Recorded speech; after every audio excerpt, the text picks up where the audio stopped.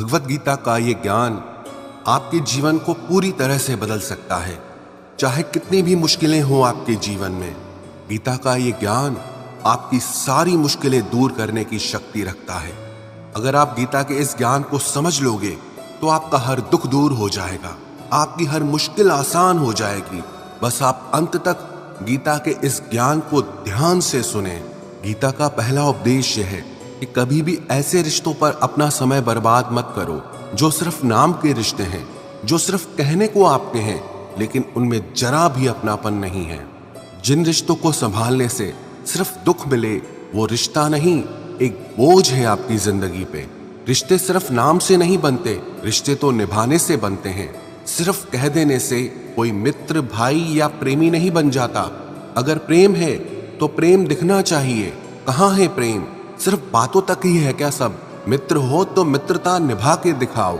ये कैसी मित्रता कि सब नकली और झूठ लगता है। भाई हो तो दिखना चाहिए कि एक दूसरे के लिए कुछ भी कर गुजरने की भावना कहाँ है।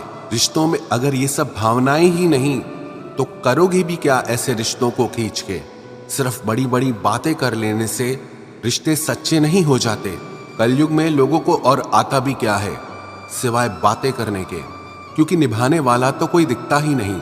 इसीलिए ये मत सोचो कि किसी से आपका रिश्ता क्या है, बल्कि ये सोचो कि उस रिश्ते में आपकी वैल्यू क्या है, उस रिश्ते में आपकी जगह क्या है, उस रिश्ते में आप कितना जरूरी हैं सामने वाले के लिए। लेकिन जिस रिश्ते में आपकी कदर ही नहीं, आपकी वैल्यू ही नहीं, समझ लो वो रिश्ता मर गया आपके लिए। या ये समझ लो कि वो रिश्ता कभी था ही नहीं।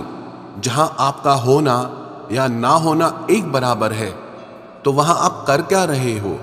क्या फायदा ऐसी जगह होने का जहां आप होकर भी नहीं हो? गीता का यही ज्ञान है।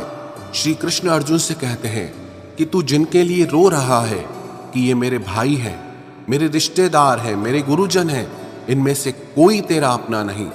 सिर्फ खून के रिश्ते हो जाने से कोई अपना नहीं हो जाता। अपने मन को इस मोह से बाहर निकालो, बल्कि जो तेरे लिए सही है तुझे वही कर्म करना चाहिए। जब तक कोई इंसान अपने मन के मोह में फंसा हुआ होता है, तब तक उसे समझ ही नहीं आता कि कौन अपना है कौन पराया है। लेकिन जब उसके मन का मोह टूटता है, तब उसे असलियत का पता चलता है कि यहाँ कोई अपना नहीं है। गीता का अगला उपदेश यह है कि अगर कोई पीठ पीछे आपकी बुराई करे तो घबराना मत, क्योंकि लोग उसी की ही बात करते हैं जिसमें कोई बात होती है। और इंसान जब तक जिंदा है ना,